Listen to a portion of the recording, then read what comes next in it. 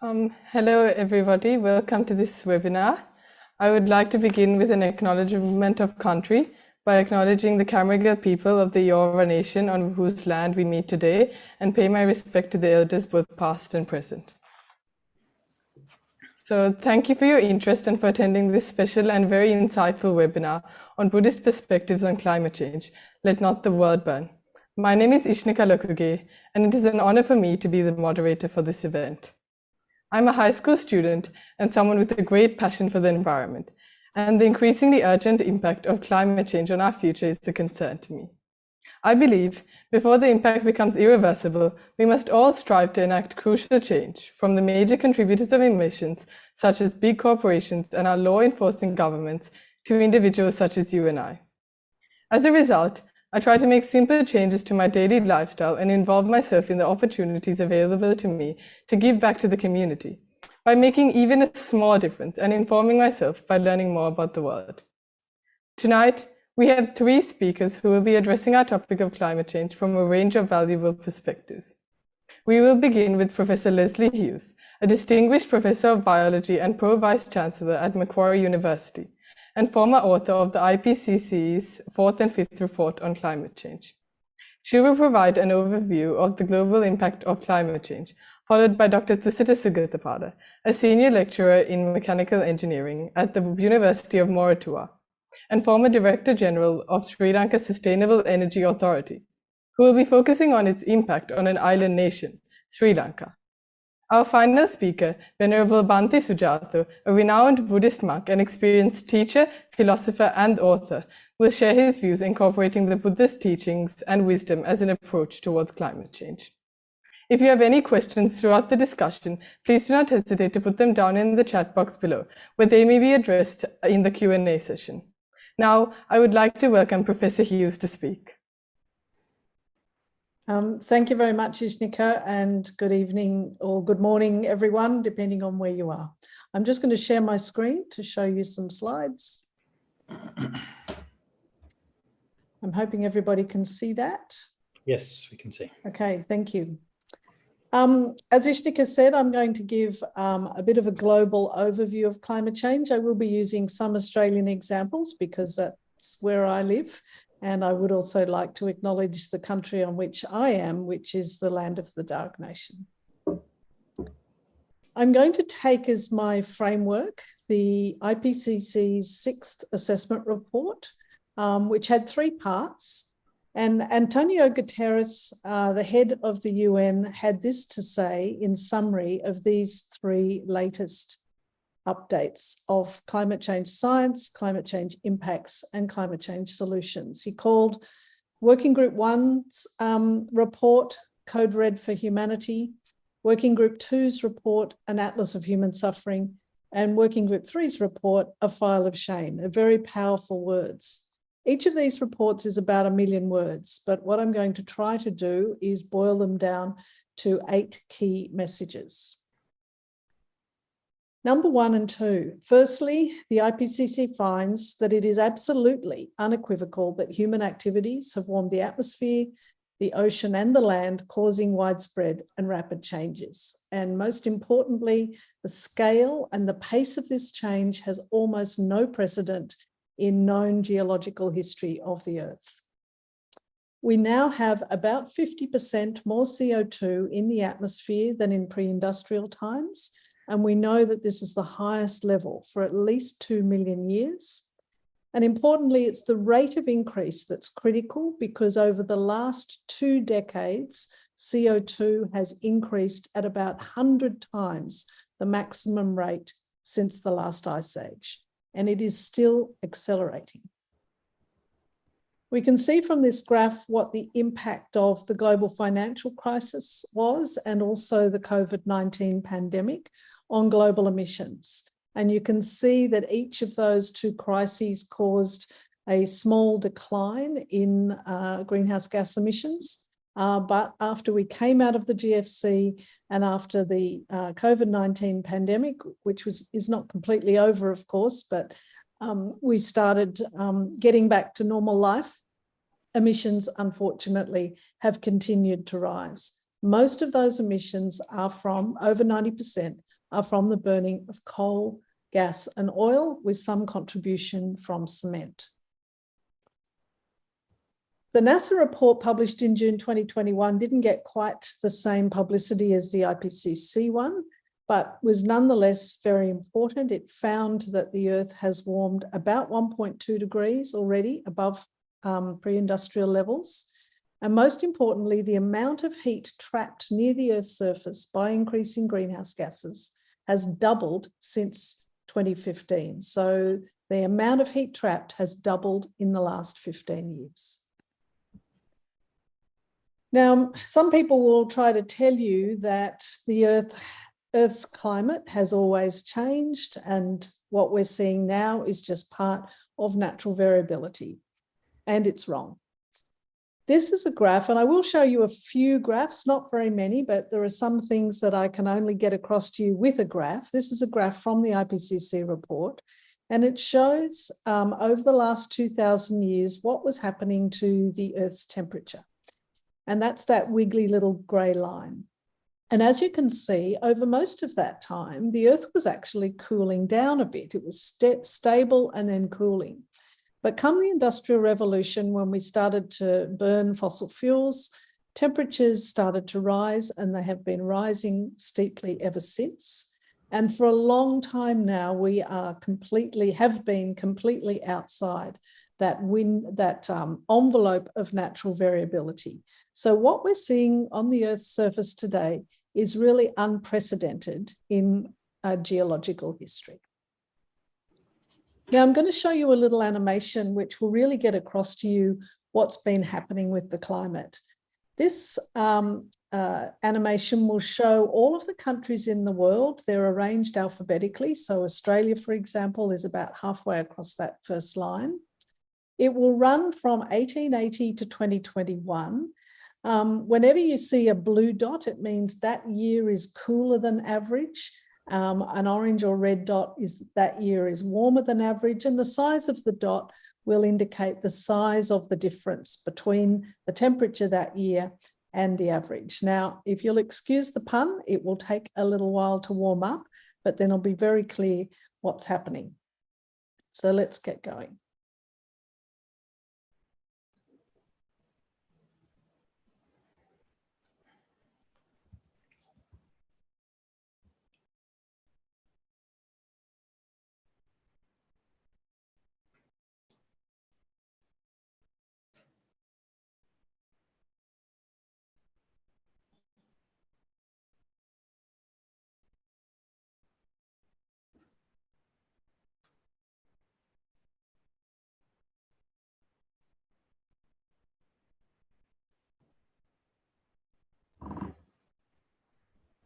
So what this really shows is the acceleration of temperature increase, and it also shows that it doesn't really matter which country you're in. That trend is really global. It's right across the board. And we are seeing records broken all the time. And in fact, we saw some very important records just broken about a week ago. So in the first week of July, we had 4 days in a row where the Earth broke or equaled its hottest average temperature.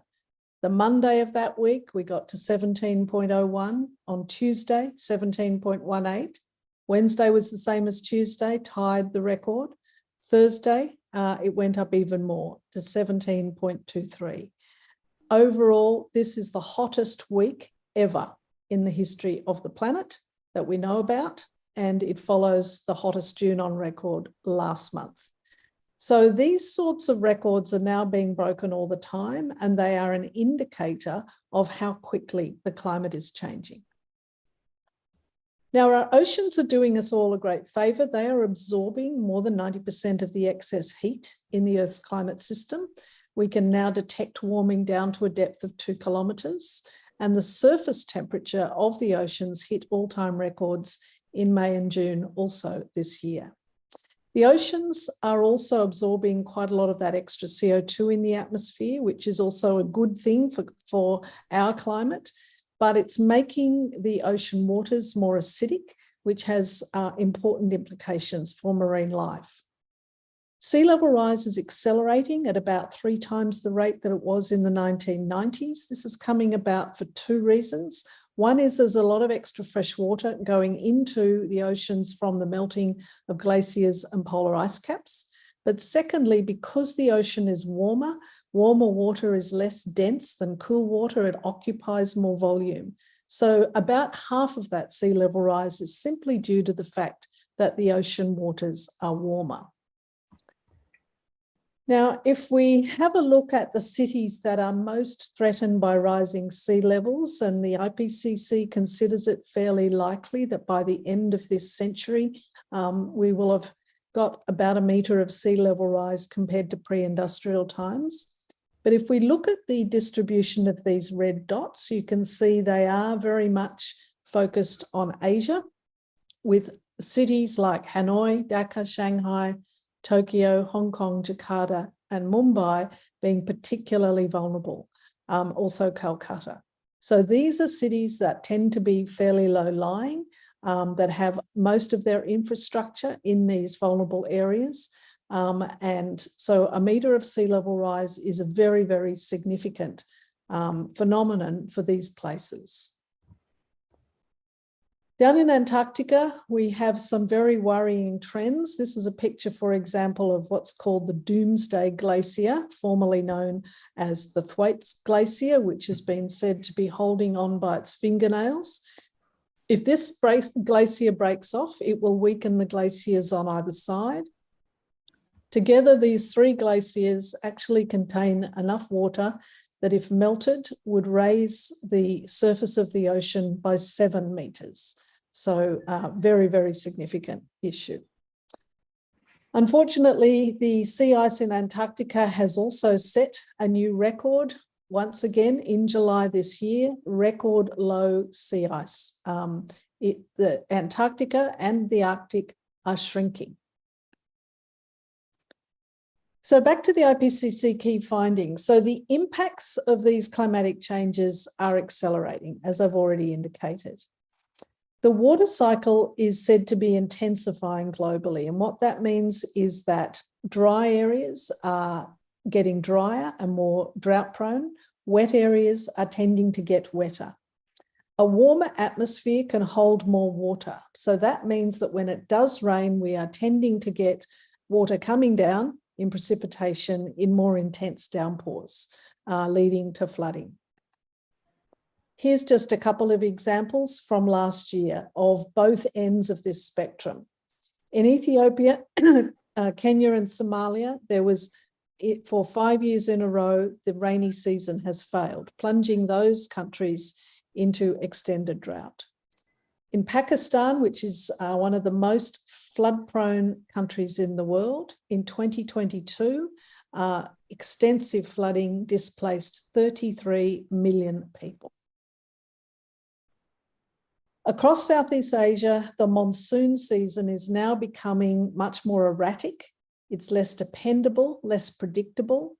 Rainfall is increasing in intensity, but between those intense rainfalls, there are longer and more aseasonal dry spells. So the sort of predictability of the Southeast Asian monsoon, which is so important for food production in particular, is becoming less predictable. Now, cyclone intensity is also increasing. There is real discussion now amongst cyclone experts that we need a category 6 level of cyclone, because the number of cyclones that are category 5 and 4 are increasing in intensity. And then the thing that really kills a lot of people is the level of extreme heat and heat waves. So 2020 thus far was the hottest year on record, though that is likely to be beaten by this year. The last 8 years are the hottest 8 on record.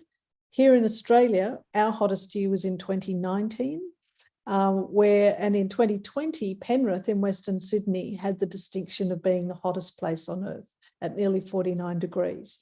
But since then, we have had a number of plus 50 degree days over in Western Australia. We've also seen extreme heat waves just recently across Asia, Places like Thailand and India in particular have been really suffering. Climate change is already responsible for about 40% of heat-related deaths in heat waves, and every continent is now experiencing an increase in heat-related mortality.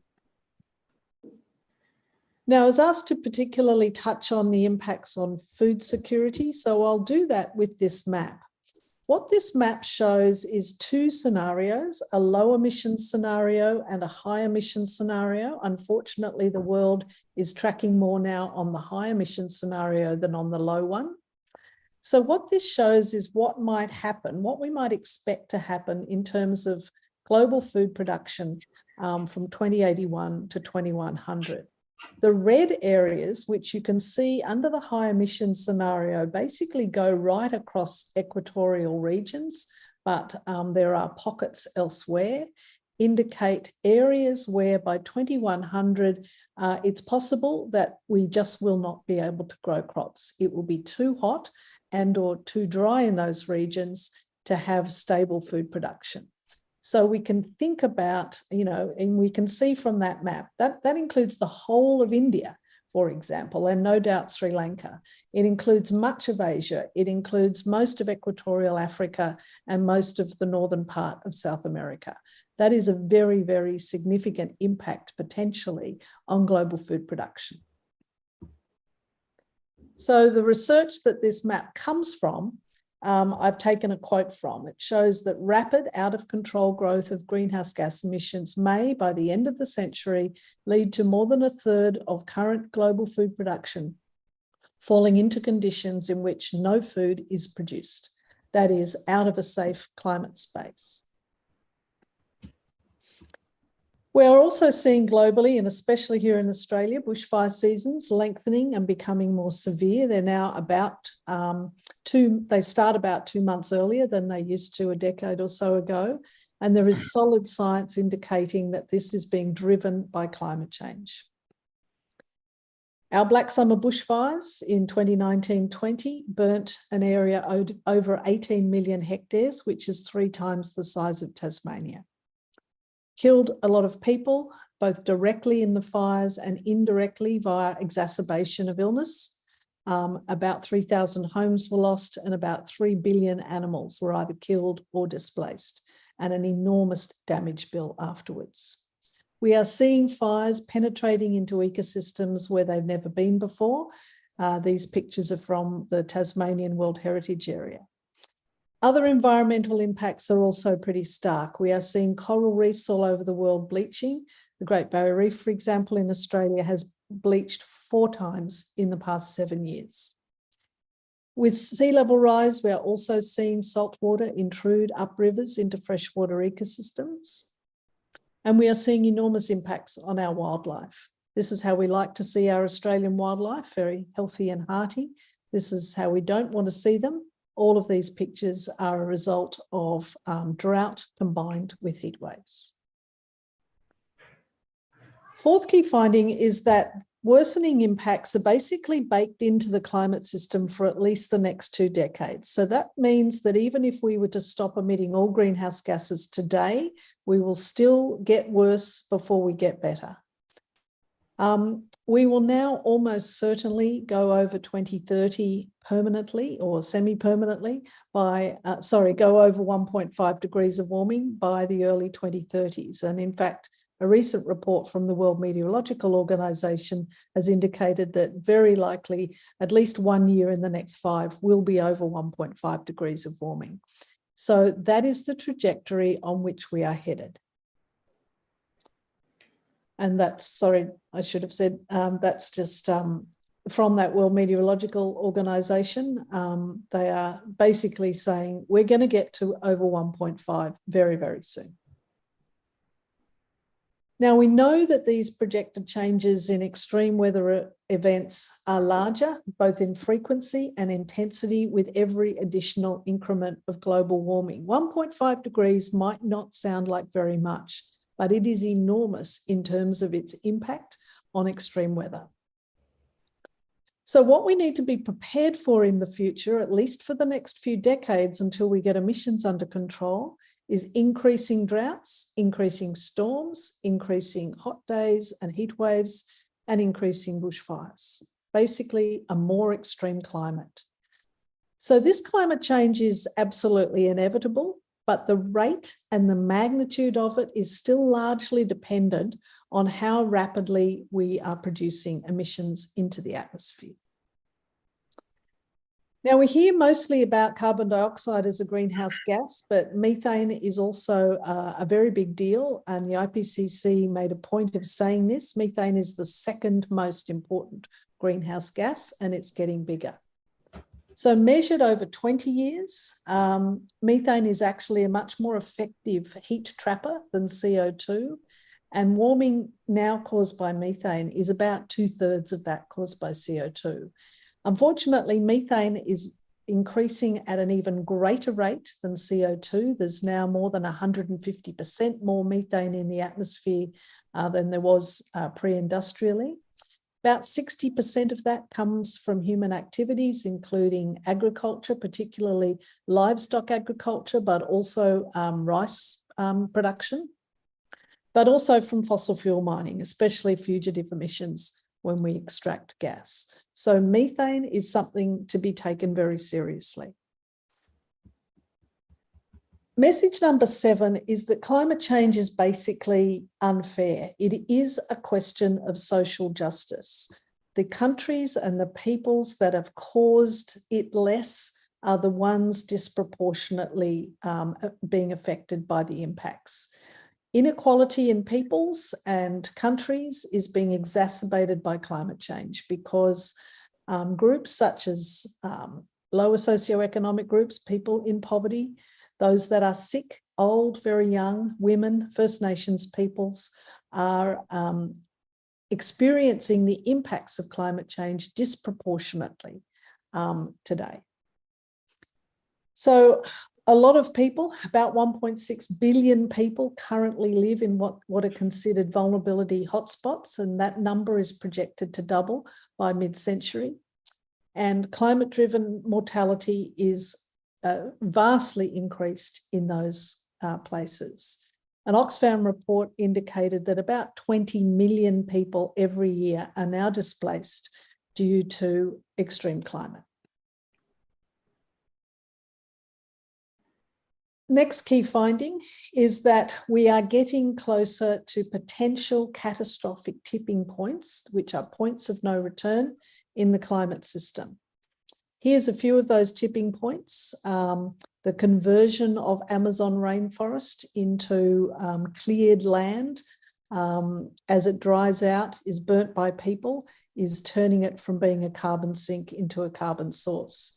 The melting of the tundra, that other picture on the top, is putting a lot of methane and carbon dioxide into the atmosphere. A biological tipping point I've already mentioned, the conversion of coral reefs into algal beds, loss of sea ice, loss of glaciers. These are all potentially catastrophic tipping points in the Earth system. So we are adapting, but there are hard limits to our ability to adapt, and endless adaptation is just a myth, even in wealthy countries. We cannot substitute adaptation for ambitious mitigation. We are also seeing climate change increasingly overwhelm our existing governance systems and institutions. And those of you in Australia will remember very well the northern New South Wales floods from just about a year ago. So here we have a house in Lismore in northern New South Wales. Australia is one of the wealthiest countries in the world, and New South Wales is the wealthiest state. Yet we had people sitting on their roofs for 24 hours waiting to be rescued. For me, that is a very good example of governance systems, emergency services, institutions being already overwhelmed. So finally, and this is the sort of silver lining, the window for effective action on climate change is closing rapidly, but it hasn't completely closed. To an extent, the climate future is still in our hands. Our ambition for the climate is embodied in the Paris Climate Agreement, aiming to keep global temperatures below 2 degrees, with an aspiration to keep below 1.5, which, as I have said, is unfortunately already missed. If we look at various scenarios for future temperature rise from the IPCC and consider where the country's pledges for emissions reduction will get us, those pledges made at the Paris Climate Agreement get us to nearly 3 degrees. A few years ago in Glasgow, a lot of countries came with more ambitious pledges, but even if they're met 100% on time, we still get to 2.4 degrees, which is double the amount of warming we've had so far. So those pledges are not enough. I'm going to skip over that because I'll run out of time. So will we meet the 1.5 degree target at current emission rates? Absolutely not. We will go over 1.5 because we will have put all the carbon into the atmosphere to create a 1.5 degree of warming in just a couple of years from now. We would need vastly increased Paris pledges, about 5 times, in order to meet that target. So exceeding 1.5 degrees, according to the IPCC, is virtually inevitable. But we can ask the same question about 2 degrees. Using the same calculations, we know that we will spend the carbon budget for 2 degrees by about 2030. So to meet that target, we need a 3-fold increase in Paris climate pledges. So we need to reduce global emissions at least by half, 50% by 2030. Anything less than that is not enough. And we actually have to be at net zero at the very latest by 2040. All of those countries and businesses and organizations that are very proud of net zero by 2050 targets, it is now not enough. We have waited too long. 2050 is too late. This also means that any expansion at all of fossil fuel developments, be it coal, oil, or gas, is completely incompatible with meeting any of these Paris targets.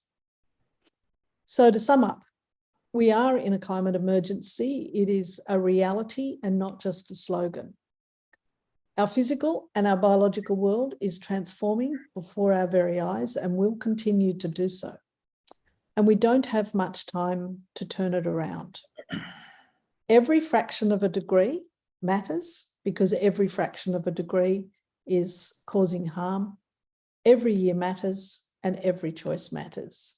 And here's our choice: a clean, green world powered by 21st century energy, or an alternative powered by 18th century energy. And I'll leave it there. Thank you very much. Thank you. Oh, sorry. Thank you so much, Professor Hughes. I would now like to invite Dr. Sugathapala to speak.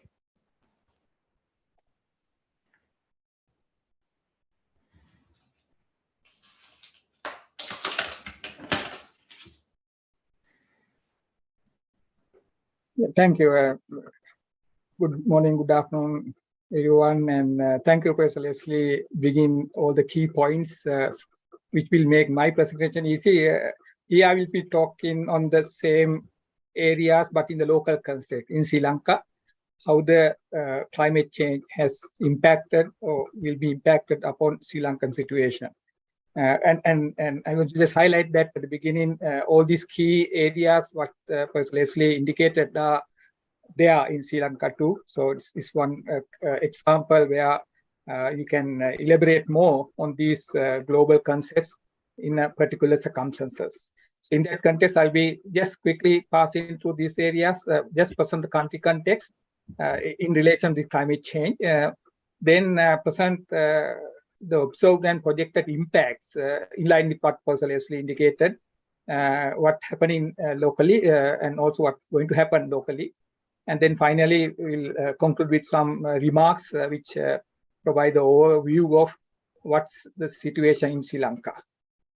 So when you look at Sri Lanka, of course, Sri Lanka is not a high emitting country. I think some of you are aware that our the per capita greenhouse, the carbon emission, carbon dioxide emission is 1/6 of the global average. We are just 1 ton per year, but the global is over 6 tons. So we are not a gross emitting country, high emitting country, but of course we are highly impacted by the climate change. So that's the unfairness, but then that's what we had faced because of very unique features in Sri Lanka. So we are an island with a tropical climate, and Prof Hughes already indicated that how far those areas will get affected with temperature rise. Then we have complex hydrological regime, and also there are other geographical, economic, and social factors that will make Sri Lanka highly vulnerable for this climate change issue. Especially, we can feel that these extreme climate events which are happening in Sri Lanka, how far that's affected our day-to-day life as well as our economy. Now, one of the key we can look into this one in a global context by looking at this some of these global indicators. One of the indicators I just want to highlight is the German Watch Global Climate Risk Index. So according to that, Sri Lanka has ranked among the worst affected country, especially during 2017, 18. 19, we were within 10, the most affected countries, 2016, 2018.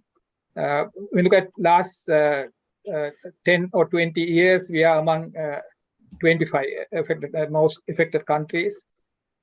So that's one area. And also we can also look into the other indicators like the adaptation capacity. So we have this Notre Dame Global Adaptation Country Index, which indicates Sri Lanka as the 104th country out of 181 they are considered in 2020. It indicates that, of course, our preparedness is above average globally when you look at other countries, but our adaptation needs are severe, and there's an urgency to act for these climate change issues. So otherwise, there will be much more impact in the future. Another, like when you look at the overall context, as Professor Hughes indicated, the key climate drivers we are looking at now is the temperature rise, the precipitation changes, and also sea level rise. So this has given rise to different effects and impacts. We can categorize into two. One is the extreme events and disasters like floods, storms, cyclones, landslides, droughts, heat waves, even cold spells. These are appearing in Sri Lanka, and also the other, the slow but long-term trends like change in temperature, basically increase in temperature, then change in rainfall, seawater intrusion, coastal erosion, even the monsoon changes, the strong monsoons, disease, epidemics, all these are related to climate change. And in Sri Lanka, the impacts are analyzed and also the interventions are proposed under the 9 areas covering social, environmental, and economic dimensions: health, water, agriculture, food and agriculture, ecosystem and biodiversity is another area, then coastal and marine, human settlements, infrastructure, together with industry, energy, transport. Export agriculture like tea, rubber, coconut is another area affected. Then we have tourism and recreation, again, key economic sectors. So under each of these sectors, 9 sectors, we'll find presently there are impacts in the historically, but future impact will be much more severe. So I will just quickly show you some of these, the present, the past, and also future predictions in these few selected sectors, not all. When you look at the natural disasters, this shows for the last 40 years, the different natural disasters we had, like the epidemics, storms, landslides, floods, droughts, and earthquakes. So look at the last 40 years, the annual average number of people affected, recorded one is 685,000 people per year for the last 40 years on average. Then most significant natural disasters based on the people affected, floods have almost 60% people affected are due to floods. The droughts, 30. So altogether it's like almost 90% coming from these floods and droughts. Then others are also very important. Those are based on the number of people affected. And also there are some estimations based on the calculated and the identified effects, it says that for the last 20 years, like 1990 to 2018, the total estimated loss is like $7 billion US dollars. But the more striking the information is that if we don't do much for the future, especially for adaptation, even the mitigation side, then we'll going to have much higher impact. Like by 2050, the impact would be like 50 billion US dollars, which is equivalent to 7.7 of our GDP. This is the case where we have what we call high emission scenarios. So the situation in Sri Lanka is very critical in terms of the natural disasters. Not only that, when you look at the other long-term trends, that's also given rise to many more effects. Some are already happened, some are in the future. I will just selected maybe few. One is agriculture and food production, one of the key, the concern area. Basically says that if we have 1.5 degree increase in temperature in terms of rice, the yield can be reduced up to 6%. This is the worst scenario. So it indicates that by 2050, 2100, our rice yield can get reduced even up to 30 to 40%, unless we have intervention by selecting different, the better yield rice and so on. That's one area. Other area, when you look at the rainfall, and in fact, as Professor Hughes indicated, now the rainfall is it's affected differently in different parts of the country. Drier areas will get more drier, and wetter area will get more wetter, means more rain. But if we have a 100 millimeter reduction in rainfall, which is in the dry zone mainly, the productivity of the tea, for example, is one of the key export the plant in Sri Lanka, the tea. There will be 30 to 80 kilogram per hectare reduction. So that's increase in the reduction in rainfall is going to affect. The coconut production, and presently in Sri Lanka, probably you are not aware that we are producing around 2/3 of our domestic requirement. So according to this prediction, by 2040, we are not going to have our domestic production, the production for our domestic requirements. So because of the reduction in the productivity. In overall, when we look at all the sectors, even the agriculture, even the vegetables, other things, we have this issue. And when you look at the total the sector in the country, and it's estimated that with these changes in the climate, the rainfall, and also the temperature rise, the total impact on the agriculture can result in the economic loss of 20% by 2100. So that's one of the overall, the impact. Another important area is the water resources. That's also one of the key concerns. Now, Sri Lanka, we have 331 divisions, district secretariat divisions. Out of that, when you look at this hotspot analysis, it shows that 44 out of these 331, it has this high water risk to drought, and 125 DSD division out of these 331 in a moderate risk. All the other DSDs also have risk, the low risk. All the country as categorized as hotspots when we talk the next 50 to 100 years, like by 2100. And he says that even this situation, most of this, the high risk area is in the dry zone. So therefore, the effects will be more on the dry zone. And also these zones are, when you look at the economic, the power of these people, we are talking about the poor and, less, the people having less economic capacity. So therefore, they will be affected more, as Professor Lesley also indicated, than the others. So therefore, this disproportionate effect is also there.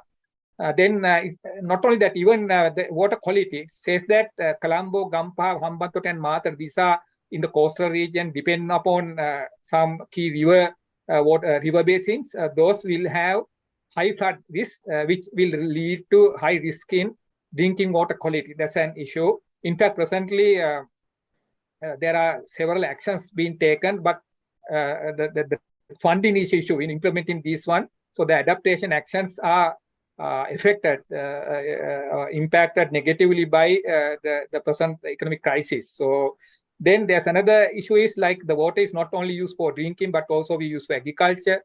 This change in the climate also will lead to unavailability of water for irrigation. The irrigation water need for paddy in Mohan season. Mohan season is the key season where we grow rice, majority ones around 60 to 70%.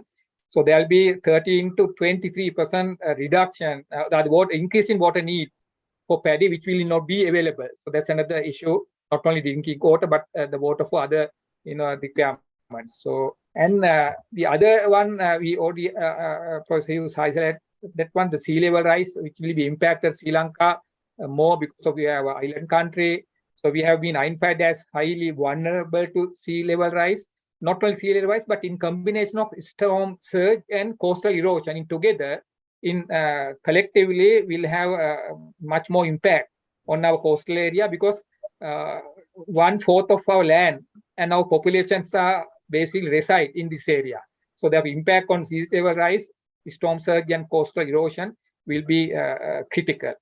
And it has been estimated that by 2070 to 2100, around 65,000 people will be affected per year by flooding due to sea level rise.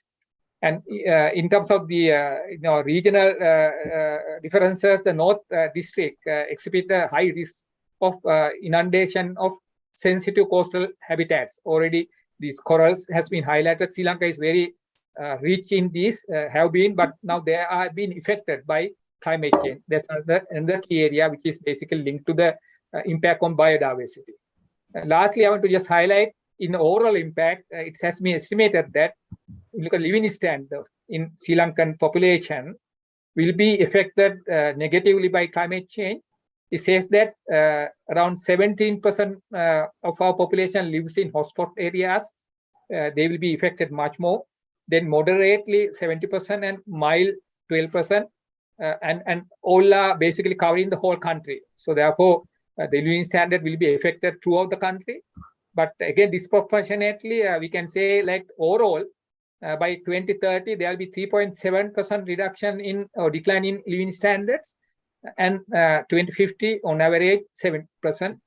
As I said, this will be disproportionate. Severe hotspots area, like our 70% population will be affected 10% the living standard reduction, moderate by 7% and mild by 4%. The country average is 7% by 2050.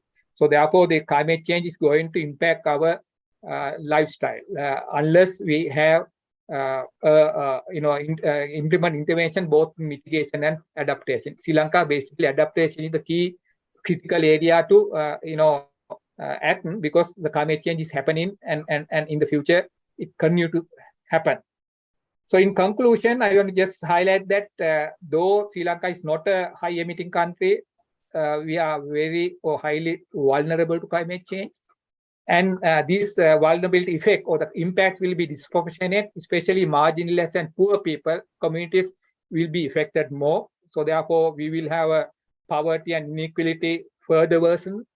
That also gives rise to an issue of this sustainable development. That's the much needed actions we are looking at. The adaptation, if we don't adapt to the inevitable climate change while enhancing resilience of the people or the institution and the country as a whole, will become the sustainable development will be a very difficult target to achieve. In response, of course, the government has taken some critical rather policy decisions in line with the global mechanism like 2030 Agenda for Sustainable Development, SDGs. We have localized it. Then we have the Paris Agreement and the nationally defined contributions. We highlighted both adaptation and mitigation there. And then also the Sendai Agreement on the disaster risk management, and also regarding the loss and damage. So there are a lot of intervention we have done in the policy level, but we have found that the progress so far is not adequate to reach this target. And therefore, there exists a host of challenges for operationalizing these, the policy level, strategic level interventions. That's where we need more strategic interventions to make these policies, operational on the ground. And one of the key aspects which we want to highlight here is also changing lifestyle. Without doing that, we are going to face a lot of problems, and the climate target, the temperature target set by Paris Agreement is not reachable in that context. So with that, I will conclude my presentation. Thank you very much for listening. Thank you, Dr. Sugathapala. I would now like to pass on to Bhante Sujato to speak. Thanks so much, Ishnika, and thanks to both Lesley and Thusitha, and both of you, great appreciation for those really powerful presentations.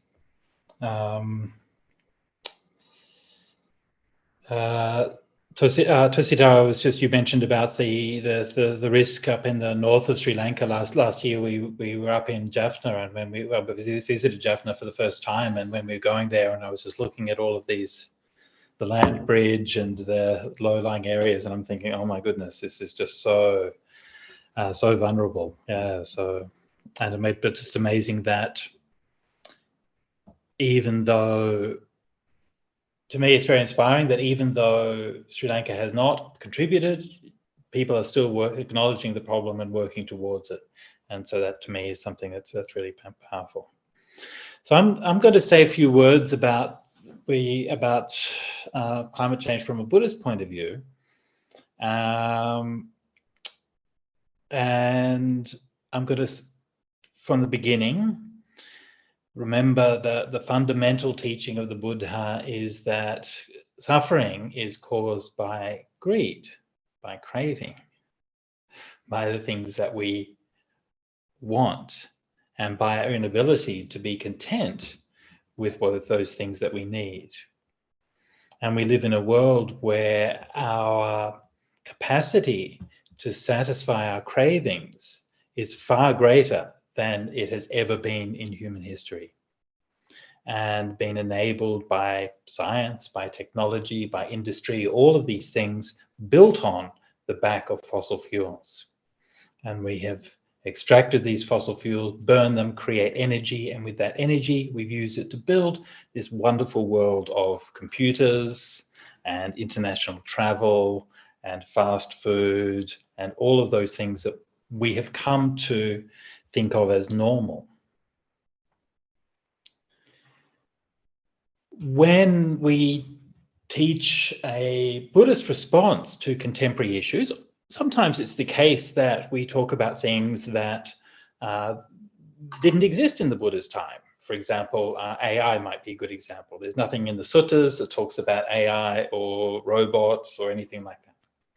But when it comes to climate change, that's not the case, because the Buddha did in fact talk about climate change. He didn't just talk about the fact that climate changed, he talked about anthropogenic climate change, climate change driven by human activity. And he didn't just talk about anthropogenic climate change, he talked about anthropogenic climate change driven by greed. And he didn't just talk about anthropogenic climate change driven by greed, he also talked about what is a response to that and what we can do, what we can do about that. All of these things we can find quite literally in the Buddhist suttas from 2,500 years ago. These are not new issues, of course, massively accelerated by industrial society. So here I'm going to talk a little bit about what the Buddha did say. I'm going to be paraphrasing from the Buddha's teachings in the suttas, so don't quote me. If you want to look up the suttas to find the literal words, you can find that. But I'm just going to be telling a story which is drawn from the Buddha's teachings in the suttas. So the Buddha painted a picture of a world. This is like a legendary story from long ago, of a world where the things that we see around us didn't yet exist. Civilization, people, even the biosphere and so on that we know of didn't really exist. And in and with that world, beings evolved. The beings who would become us. And they were part of that world from the beginning. So this is, I think, the first lesson to learn from the Buddhist take on the environment, that we are part of all of these things. We are not separate from the environment and acting upon it. We are part of it. And when we think about climate change and CO2 emissions, each one of us right now is sitting here breathing in oxygen and breathing out CO2. So you are emitting CO2 right now. We are part of this. And climate change affects not just things out there, but quite literally every cell in our bodies. And that is how it always has been. The climate has always been changing, and we have been changing and growing with it. A couple of years ago, I was in Perth. I had the honour to meet Professor Noel Nannup, who's an Indigenous leader, and I sat down with him to have a chat. The first thing that he said, and I hadn't talked about Buddhism at all, first thing that he said was that, you know, the most important thing in Aboriginal philosophy is about change, impermanence. I said, well, you know, that's quite important in Buddhism as well. And he talked about change and the way that the environment is changing. And for his people, the changes in the environment is what matters, is what they learn. So yes, the environment has always been changing, but the changes right now are driven and accelerated in ways that are incredibly dangerous. So anyway, we grow and change. The plants that the Buddha talked about grew from like a kind of algae to like a fungus and to all these different things that were evolving gradually, and the beings were eating them and so on. And as they ate more, then they got kind of a bit greedier and so on. Now, eventually, another little detail which is interesting is that they started to eat a kind of rice, a kind of grain. And originally they would just take from the abundance of nature. So they would just share what was there. But as time went on, they started to get a bit greedy, and they said, well, why don't I just get enough in the morning? I can eat that in the evening. So they started to store up food. And when they started to store up food, one of the things that happened was that the rice grew husks. Interesting little detail, because we know that as the wild grasses that people ate were cultivated, then they evolved and changed to suit human needs, to be, you know, grown in crops, to be stored, and so on. And so our food supply is changing according to our desires. This is the Buddha painting a picture from the far past, from even the time that he was alive.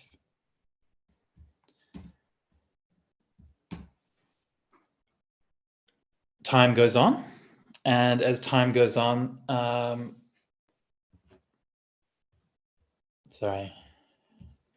as time goes on,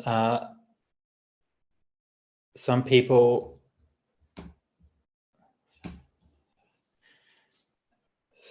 sorry, I'm just a bit discombobulated because all the other speakers have disappeared for some reason. I'm not sure where everyone's gone, but I find myself speaking to myself, which I intensely dislike. So thank you so much, Ishnika, for coming back. At least I feel like I'm not talking to a blank screen, which is, anyway, thank you for your, where was I? Yes, so the, right, so then when people are growing from the food that they will eat and they store in the afternoon, then comes the idea that we have to separate and draw lines in the ground. So he introduced the concept of ownership. And with the concept of ownership comes the concept of I'm going to have more and you're going to have less. And when you have the concept of I'm going to have more and you're going to have less, then you have the concept of stealing. I'm going to go to get what yours and I'm going to eat it. So all of this is tracing like a history of how these things came to be. Now, when people started stealing food, then the people were worried about this and then said, well, what are we going to do? People are stealing food. Now we have this concept. Now we're going to have, what are we going to do about it? And they said, well, let's elect a leader who can deal with these issues. And so they elected a leader, and they call the leader the Mahasamata, literally the great elect. So the first leader, the foundation of all the kingly lineages and everything according to Buddhism, was an elected representative of the people.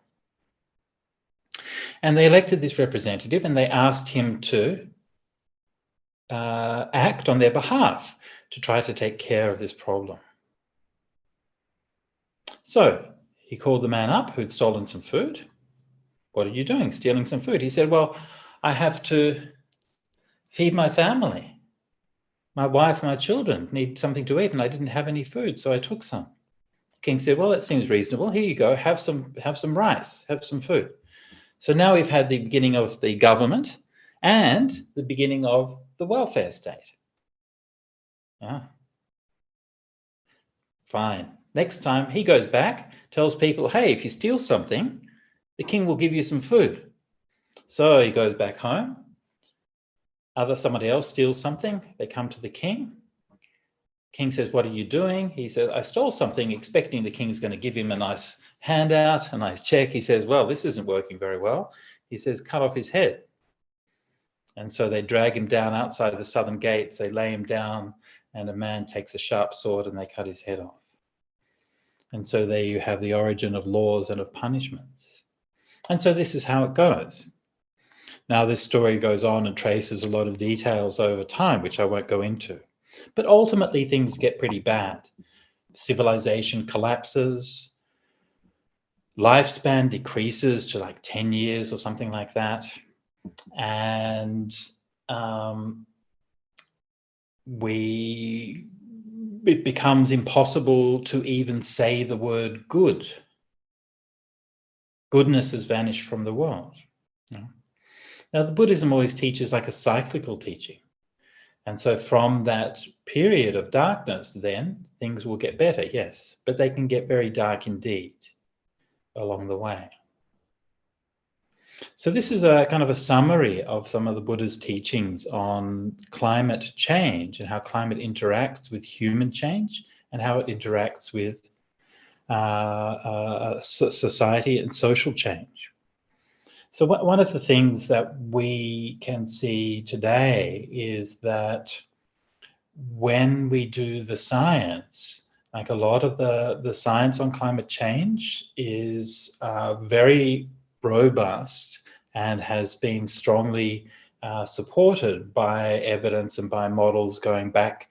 So they run the models backwards and forwards, and there's a high probability in terms of understanding the general scientific picture as was presented by Lesley and Thusitha. But what's much less certain is what is the human response to that. And this is the major factor of uncertainty. What are we going to do? What is our response going to be to this situation? The Buddha said that it can get very bad. The seas can evaporate. The lands can be filled with flames. This world that we know, that we have got used to as being comfortable, nice, the world that looks after us, which feeds us, which we can drink, which can clean us, a world where we can walk around in the air. This world is an unusual world. It hasn't always been like this, and it won't always be like this. And we know that most of the universe is a very unfriendly place. And if we leave this tiny, tiny, tiny little layer that we have here on Earth, a few meters down underground, a few kilometers up above our heads, and then that's it. That's it as far as life goes. That's it. That's really just it. And after that is just space. Lifeless, cold, nothingness, on and on and on. This is all we have. And we have to take care of it. We have to look after it. And so the Buddha called us to not think about these things in instrumental terms. Don't think about it in terms of like what I can get, what bargains I can strike, what deals I can strike. We need to change the way that we're thinking so that we're thinking in terms of how can my life be a part of a flourishing and an abundance on this planet. Our planet has known abundance for so many years. How can I be a part of that abundance? Not thinking in terms of how can I minimize the costs that I make, but how can I maximize the life and the goodness that I can create. So from a Buddhist point of view, we don't put like an emotional reliance on pictures of hope for the past. We don't like to hope for the past or regret for the past. We act now in order to create that past. Sorry, in order to create that future. The past is the past. We act now in order to create the future. And so who we are as people, our karma, our choices, depends on what we do, on how we live our lives. It's not fixed, it's not fate, it's not in stone. It's how we choose to live. And we can choose to live in a way that is going to lead towards flourishing and abundance, or we can choose to live in a way that is leading towards fire and death. That's our choice. So this is my few words for today on climate change from a Buddhist perspective. And I wanted to turn it back now to Ishnika. Thank you so much, Bhante. I would now like to invite Mr. Mohan Seneviratna. The chat questions. I think we are starting with the Q&A session. So the first question is for the Professor of Engineering. The law of thermodynamics says that energy cannot be destroyed. If Earth is considered a system which is getting a huge amount of heat from the sun, it is bound to get hotter. How can anyone wish it away? That is directed to me. Yes, yeah. So that's basically well applicable for global, the world too. So, so we are getting energy, but of course, all this energy some are reflected, some are absorbed, some are, at different levels. There's energy in and energy out. These are balanced, and there's equilibrium position, and some of the energy which is trapped in the world through these greenhouse gases made our global temperature where we live. So that's the around 17 degrees or whatever. That's what we have. Now, presently, what happened is the emission of more greenhouse gases trap more energy, and it doesn't allow some of this. It's not very, as a fraction, it's very small fraction, but that has, trapped more energy. Therefore, our temperature is rising. But that doesn't mean the energy is destroyed or thing, because all are finally reflected or emitted back to the globe, like, so back to the universe. So it's a energy balance is there basically. But of course, we have a imbalance in what we call entropy. Entropy is increasing, but energy is balanced basically. But the issue there is presently the amount of energy captured within the globe has increased because of these greenhouse gases. Otherwise, all the energies some are converted to biomass, some are converted to wind energy. But finally, all these energies converted at the end to heat and lost to the universe. So the energy balance is still there. Thank you. Thank you, Dr. Sugathapala. Could Professor Hughes please speak more if she is able to? Thank you. I don't know what question you're directing at me, Ishnika. This was the same question about the law of thermodynamics saying that energy cannot be destroyed. I don't think I can add anything much to what is already comprehensively answered. All right. There's another question, and it says, we have barely started studying science from some 150 years ago. The graphs showing what happened 1,000 years ago is mere conjecture. Floods may have been bigger 500 years ago, who really knows, someone has said. Would you please be able to give your comments on that information? Thank you. Well, it's not correct, firstly, that we've only started studying science 150 years ago. We've understood the greenhouse effect for over 200 years. We've been able to experimentally show the greenhouse effect since 1856 was the first time that was done. The graphs that I showed that go back 1,000 years or more were just for temperature, because we can use things like tree rings. It's a science called dendrochronology, to tell what temperature was like many, many decades, including many, many centuries ago. So that's the main way that we can look back. We can also look back in time for what the CO2 and other greenhouse gas concentrations were by using ice cores, which go down many kilometres. And you can analyse the bubbles in the ice cores at different depths, which correspond to ice being laid down at different numbers of years ago. And you can look to see how much greenhouse gas was in those bubbles. It's a very sophisticated science.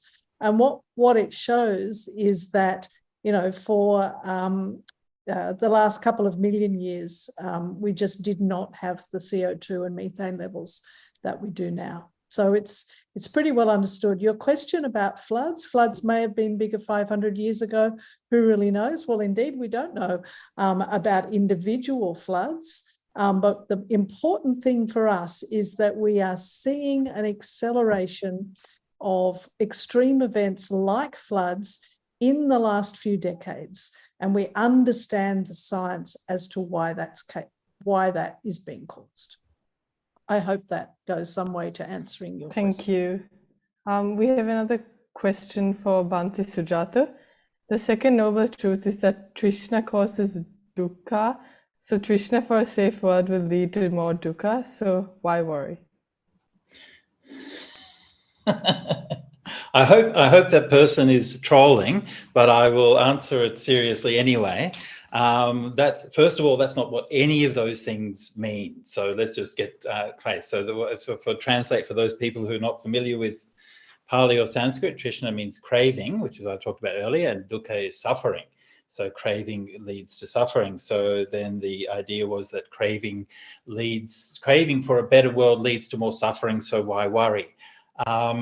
That's, yeah, literally not what. So the idea of the Buddha's teaching of craving is that we have different kinds of desires, some of which are wholesome and some of which are unwholesome.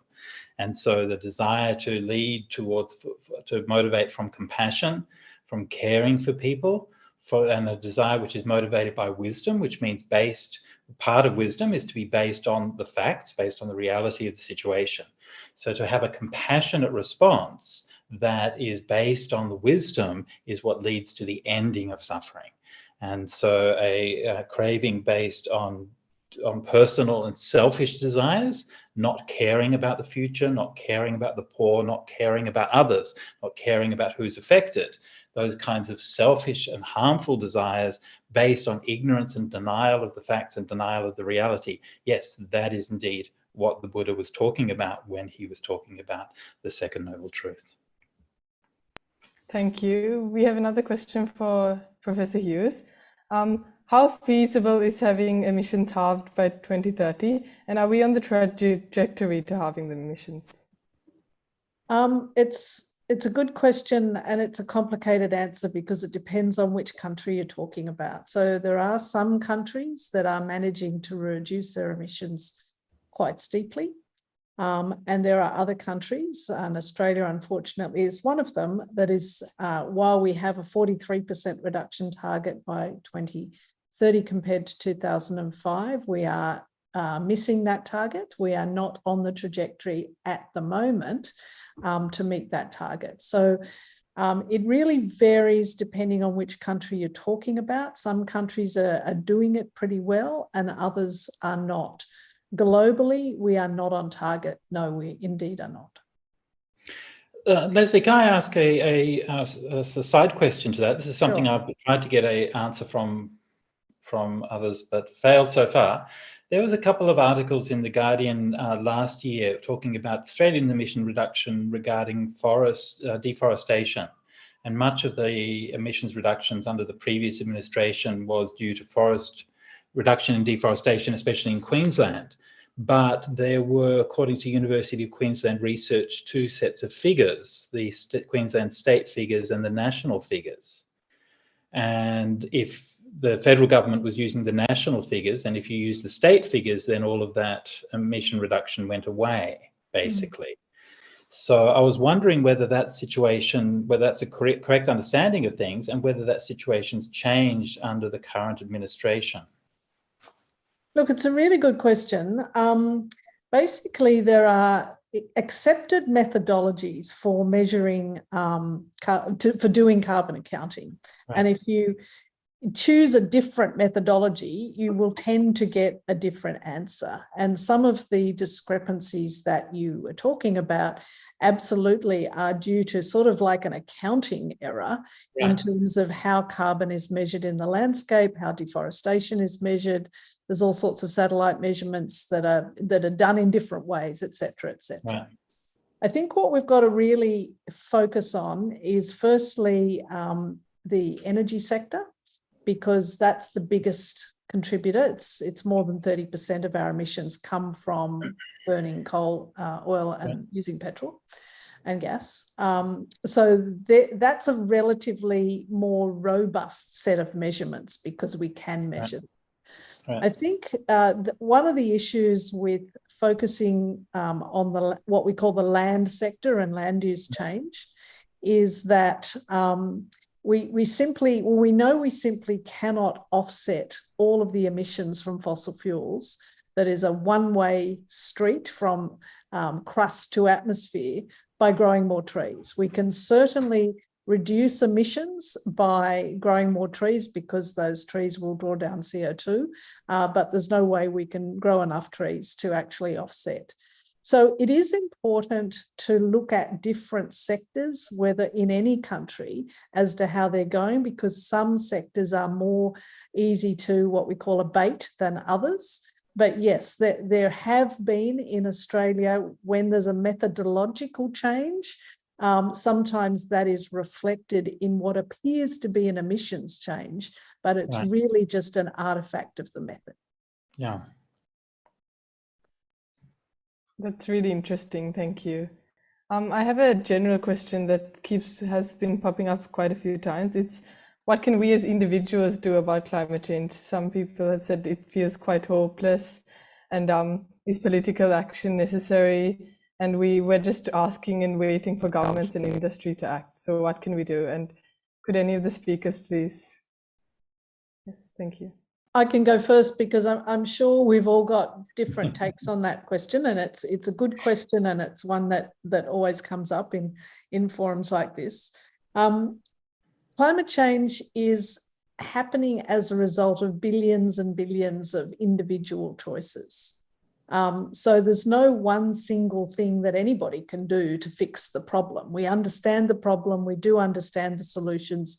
We do have the solutions at hand. That's the one good thing about climate change. So we have to tackle climate change on all sorts of different levels. We can, of course, all look at our own individual contributions to climate change in what we eat, how we drive, how we travel, how we produce energy, etc. And we can try and modify those.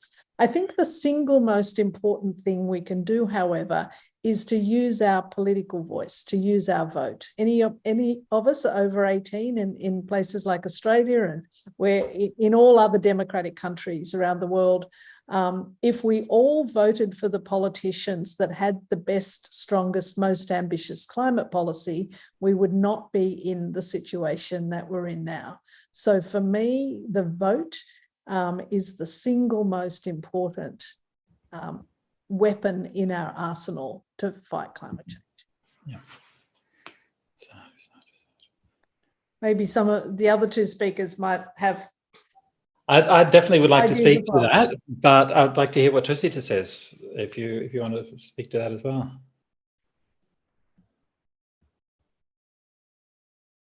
Thusitha, I think you're muted. Are you muted? Yeah, sorry. Yes, yeah. Yeah, it's just to add to what was Hughes said, that individual decisions, like there are multiple things like we can do, and as she indicated, we have solution too. So therefore, now one thing is we have to know the issue, like knowing the real issue is important. So that's something we can individually do.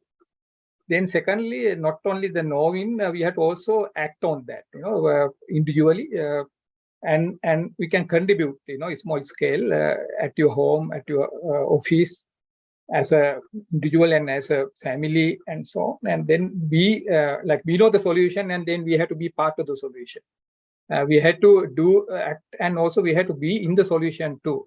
And what we at the end, what we need to tackle this situation is we need a broader context, informed society, a society who are well thorough in the knowledge on this climate change and this impact.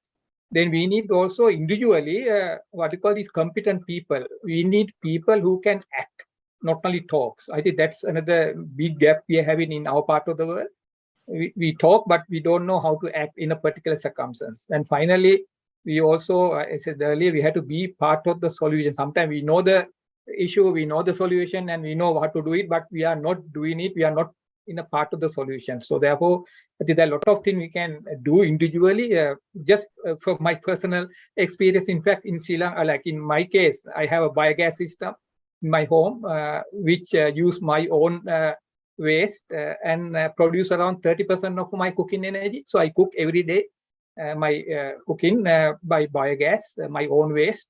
So that's the way we implement. We don't not only talk, we also act on that. And also have a pellet stove, which is produced from from rice husk.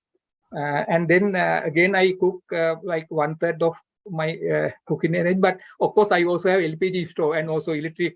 That also there. So this is not 100%. We are going stage by stage. So I think likewise in the individual level, of course we also have energy efficient equipment and so on. That's one side, and also we have the practice in energy management. For example, we don't use unnecessary way of the like lights or whatever. We practice to switch off unnecessary lights and so on.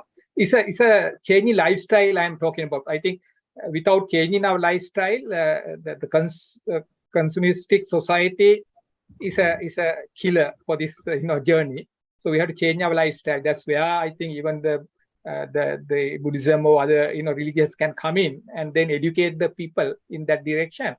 Basically, what I remember is this action will not harm the service. We are enjoying our life. We are getting the energy services as we require. We don't cut down the service. We keep the service as it is, or improve it, but using less energy sources and less waste. That's possible. So that is not a keeping low services. We keep the services as we require, but they use less resources. It's possible, for which the technology can do a huge contribution. Even like ICT, for example, the technology is advancing so fast. We have to use those technologies for making this a reality. Thank you. So yeah, just to add my 2 cents worth to this, and Thusitha, you mentioned about using kind of Buddhist philosophies to sort of try to teach people not to get so caught up in consumerism and so on and so forth. Of course, yes, absolutely, we need. Having said which, I mean, look, it's also the case that as Buddhists and Buddhist monks, we've kind of got 2,500 years of experience in doing this, and notably, it's not hugely effective with most people. And obviously, yes, there are a few people who are going to really do that. But for most people, if they can get it and have it, then they're going to want it. And look, who are we to say that they shouldn't? So I wanted to call back to the Aganya Sutra. I was summarizing beforehand and talking about what happened there. What the people did was elected a leader to implement the policies that they needed to do. And that comes back to exactly what Lesley was saying about the importance of actually you need government leadership. And I think that I think that we have kind of been told for, I don't know, it seems to me like for most of my adult life, probably since the 80s, we've been told that governments are ineffective, that they're inefficient, that they're unreliable. And look, I'm sure that that's all true to some degree. But the way that we've decided to build our world is that governments have astonishing powers. When COVID came along, the government in Australia said, everyone stay indoors, and everyone stayed indoors. They said, nobody can fly in and out of this state, and nobody flew in and out of that state. And they just said it, and we just did it. And we forget that governments have these astonishing powers. Hopefully, they use them for good and use them with restraint. So there's no entity, no NGO, no activist group, no corporation, no people's movement in the world that has remotely the kind of power that governments do. So if we want to make this kind of change, really, we need two things. Number one, vote. Number two, make laws. That's it. Thank you, everyone. I think we have time for one more question. It's for Professor Hughes, and it says, doing what needs to be done to combat climate change all comes down to political will. Will the political will to combat climate change be there worldwide currently? Thank you.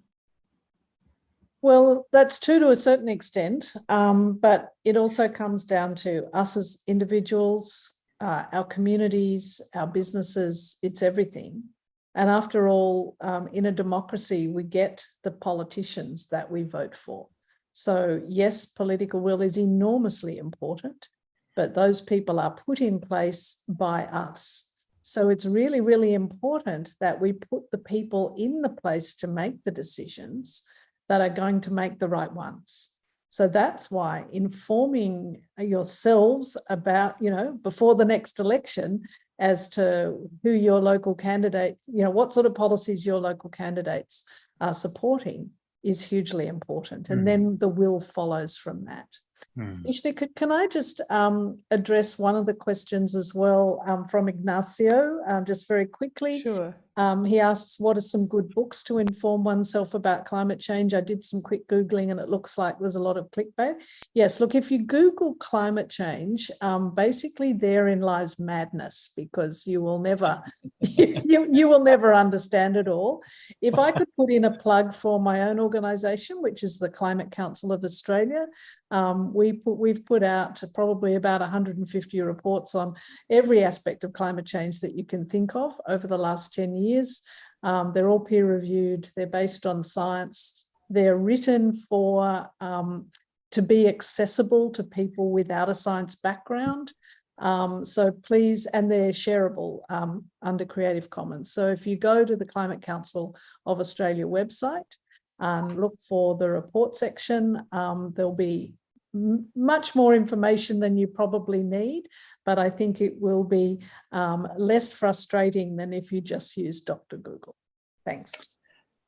Thank you so much for that, Leslie. And can I just sort of reiterate, just by way of support, Leslie, your presentation, your half-an-hour presentation was this masterful summary of events and the details. So to go back, encourage anybody to go back and listen to that, watch that again. And to seek out qualified resources, such as from the Climate Council, great starting point.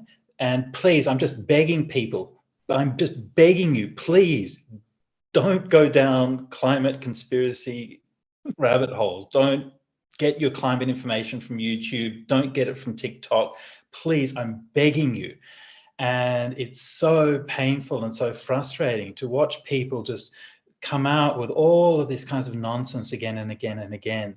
And it just makes it impossible to have a reasonable conversation. The conversation we need to be having is how most effectively can we act? That's the conversation. What do we do? How can we do it? And it's impossible to have that conversation if every time you try to talk about it, somebody says, but it's not real, but it's not happening. And so please, I'm begging everybody listening to this, don't listen to all the conspiracy theories and all of the whack jobs. Please, I'm just begging you, just don't.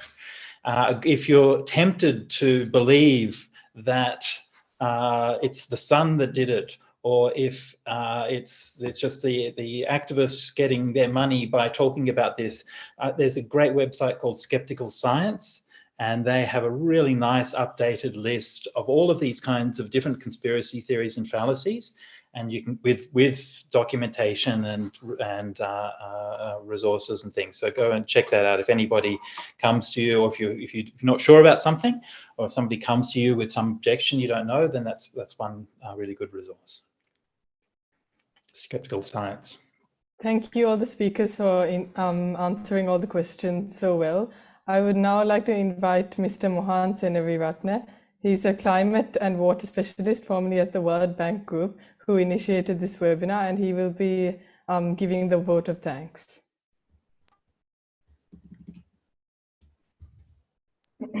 Thank you, Ishnika. Good evening, good afternoon, and welcome to this one-of-a-kind webinar. It is now my honor and pleasure to give the vote of thanks. You have listened to an excellent webinar on a subject that is becoming important day by day, irrespective of a religion, race, and color. Because we live in this planet, and there is no other. Every day we hear that the climate is getting warmer and warmer, as Professor Hughes very lucidly pointed out. I have been passionate about water and climate change for over 40 years. You and I experience climate change through the medium of water. Storms, floods, like in India and last year in Pakistan. In Australia last year, we had droughts and floods. Water scarcity are all brought about due to climate change. This and other causes of climate change was well presented by Professor Lesley Hughes in her keynote address. I also would like to thank the Climate Council of Australia for allowing Professor Hughes to be part of this webinar. And thank you again. Dr. Thusitha Sugathapala told us about the impact of climate change on an island nation like Sri Lanka.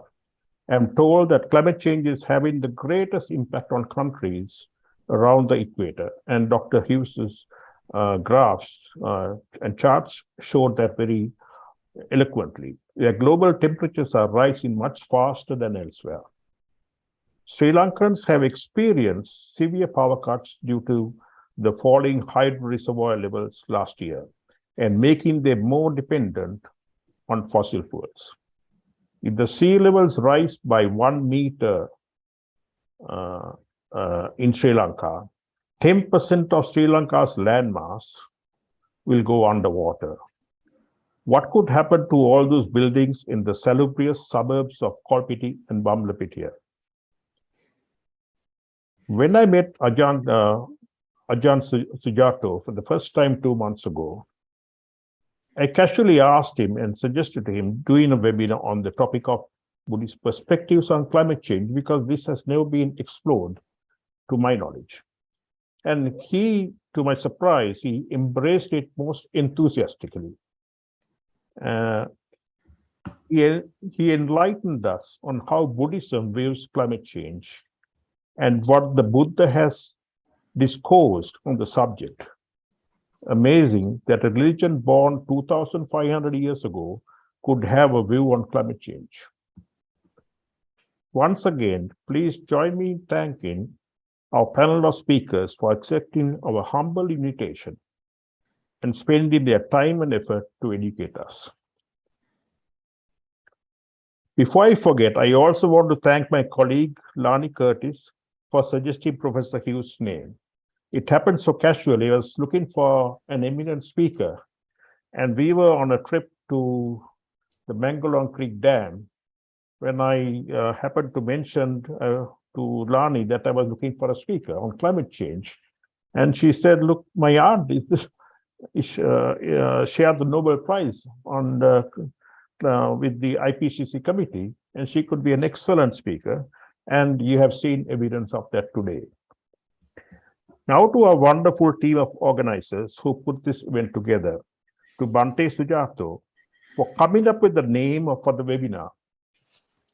You would have noticed that the Pali word, Loko Aditto si, let not the world burn, was his creation. He came up with this naming for the webinar rather than a boring name like climate change. Some of you know that Bhante Sujato was also a former musician. But little did I know that he had hidden gifts in internet coding. He actually created the website. Now to the video production team, including the sisters Pei and Gia, father and son team of Andrew and Jake Flannery and Jose for the video production and voiceover, which you may have seen in the long and shorter version of the videos. Rena for the beautiful design of the flyer, which you may have seen, the blue colored flyer, and Ishnika for volunteering to be moderator. It is great to see school children putting their hands up and partnering with us oldies. Deepika for the Zoom registration and Damit for the YouTube screening. So if any of you have missed it, you will get the chance to see the whole presentation on YouTube. Thank you, David. And finally, to all those who attended the webinar, I'm sure you got something out of it today. And hopefully, as some of the questions came up, hopefully you can think about how you can change your behaviors to mitigate climate change. Very simply, from a water perspective, take shorter showers rather than don't take a 10, 15-minute shower, take a 3 to 5 minute shower. That's how we can change. In the future, we do hope to continue having webinars on suitable subjects. Bye for now from the team. Thank you. Thank you so much. Sadhu, sadhu, sadhu.